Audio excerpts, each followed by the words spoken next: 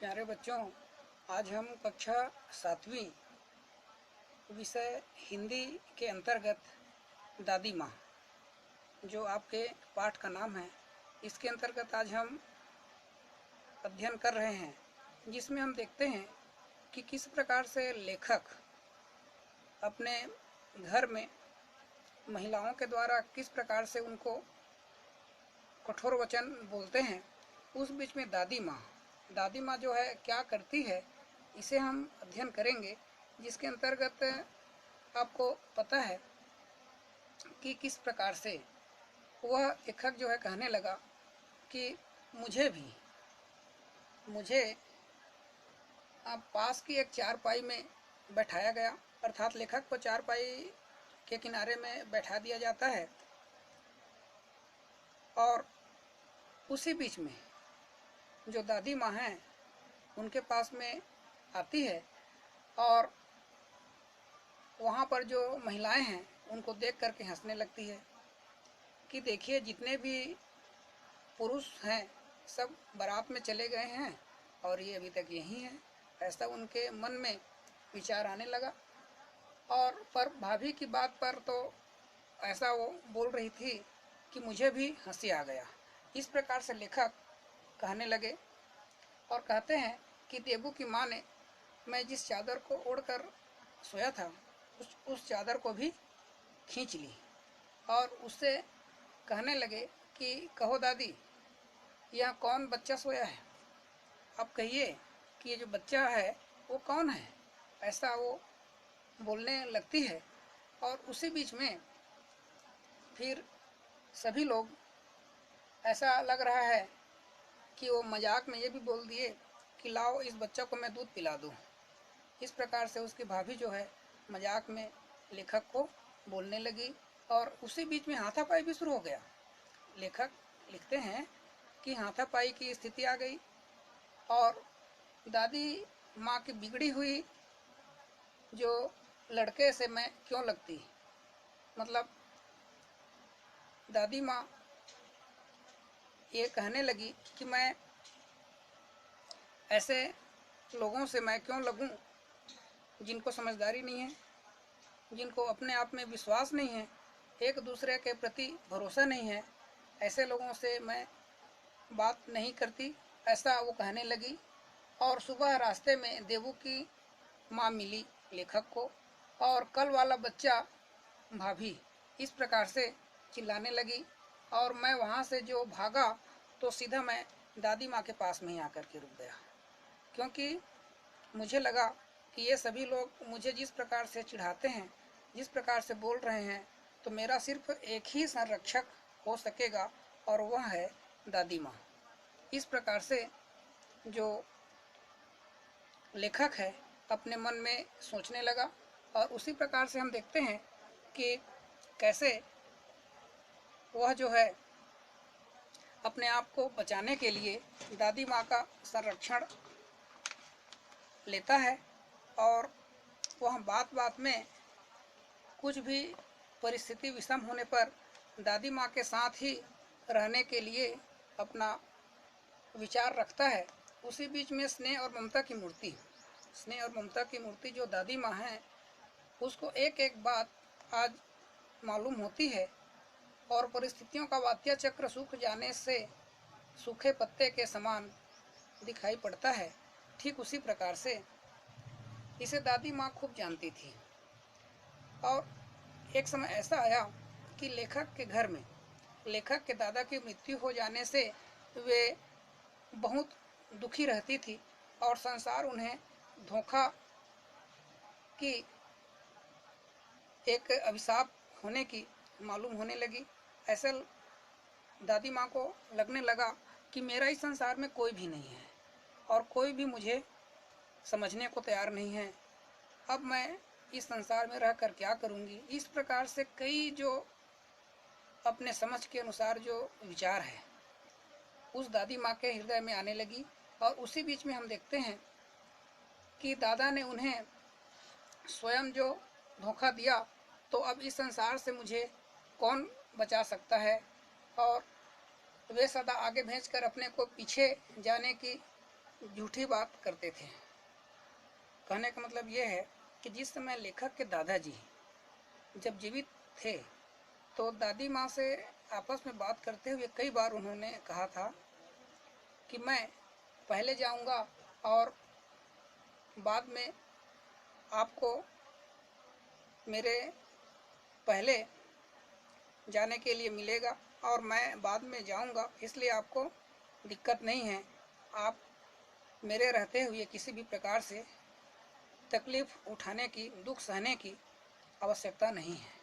इस प्रकार से हम देखते हैं कि मृत्यु हो जाने के बाद कुकुरमुत्ते की तरह बढ़ने वाले मुंह में राम और बगल में छुरी वाली जो कहावत है वह दादी माँ को याद आ जाती है। दादी माँ कहने लगी कि इस समय कई लोग ऐसे भी हैं जो मुझे देखकर तो सामने से बोलते हैं कि आप अच्छे हैं, दादाजी अच्छे थे, लेकिन बाद में वही लोग पीठ पीछे गाली देने वाले भी लोग होते हैं।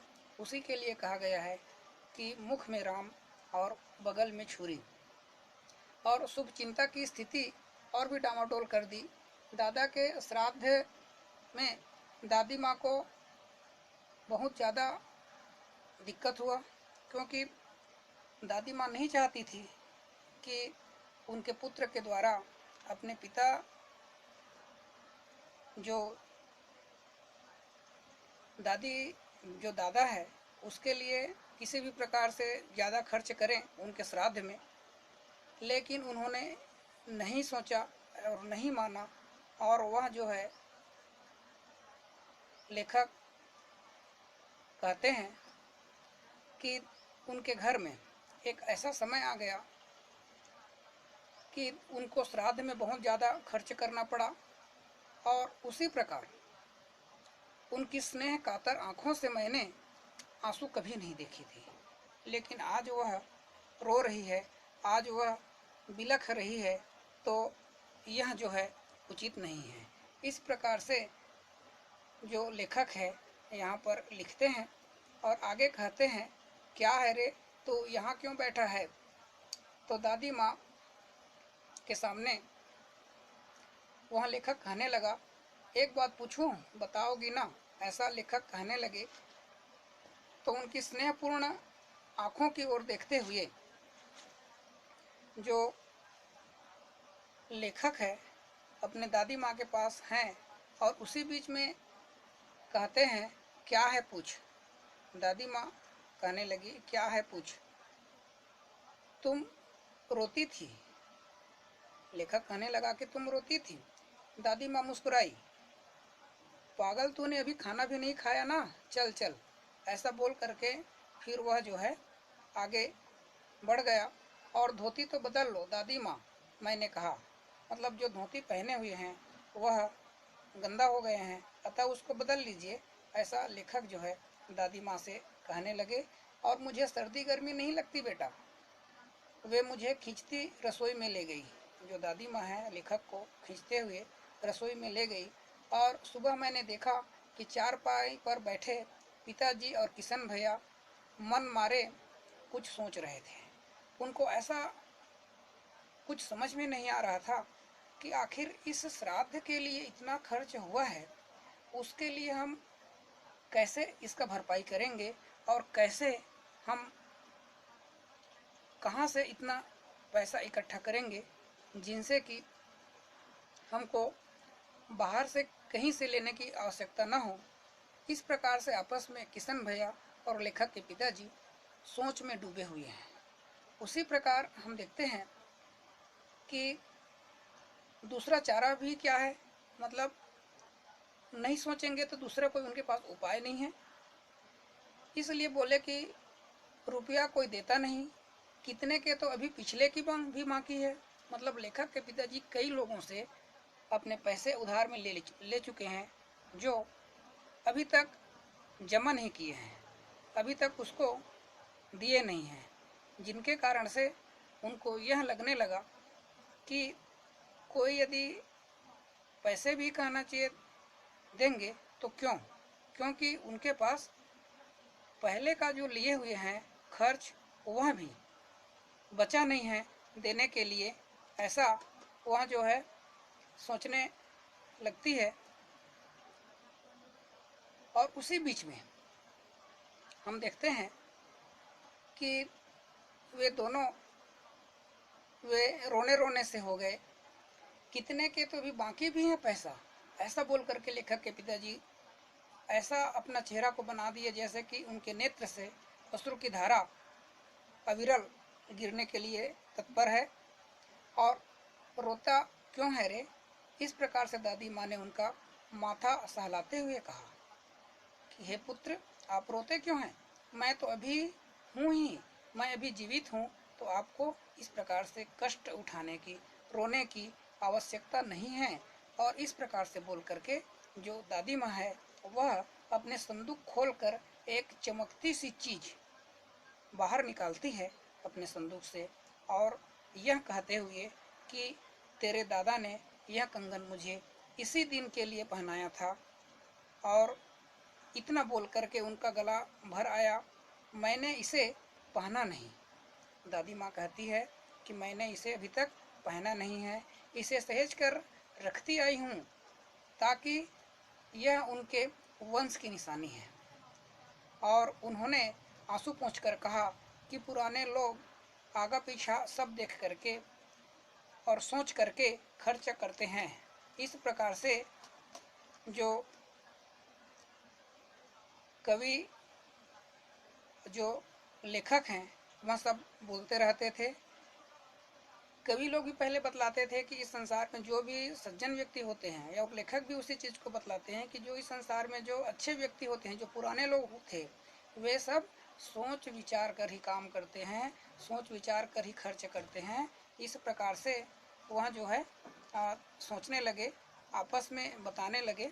और इस प्रकार से हम देखते हैं कि कैसे वह जो है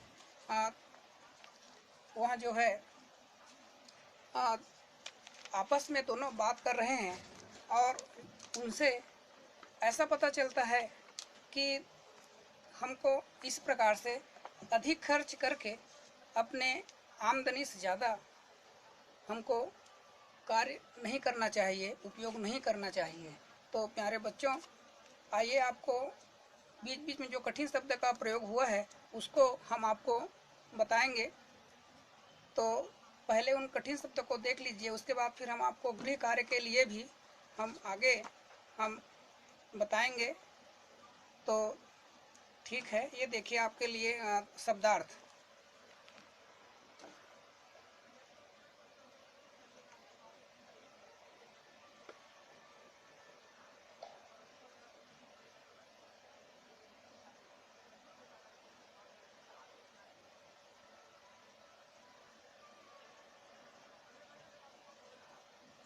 तो ये आप लोग को शब्दार्थ बताया गया, जिसमें आपको अलग अलग कठिन शब्दों का अर्थ हम अभी बताएंगे।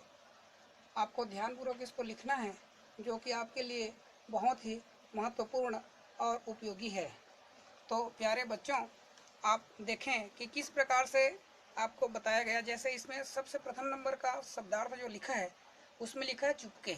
चुपके का मतलब होता है कि बिना आवाज़ के, अर्थात बिना आवाज़ का हमको कार्य करना चाहिए।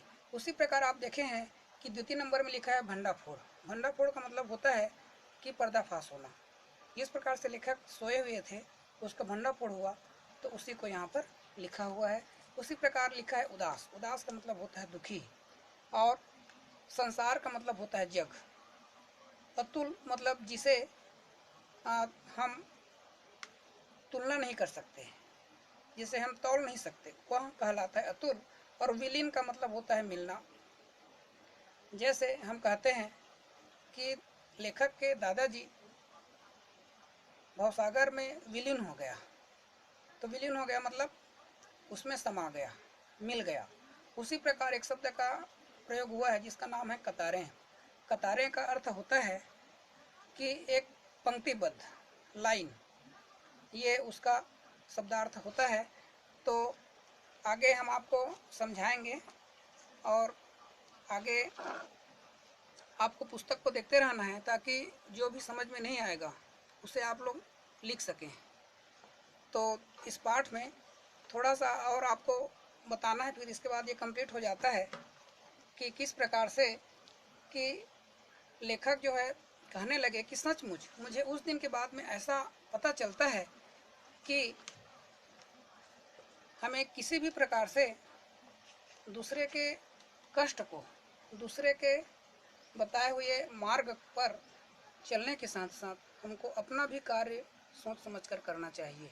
सचमुच इस प्रकार से दादी माँ के द्वारा बताए गए कार्य जो है, जो पथभ्रष्ट लोग हैं उनके लिए सही दिशा दिखाने वाले रास्ता है, पंथ है। और इस प्रकार से हम देखते हैं कि एक धुंधली छाया जो है विलीन हो गई।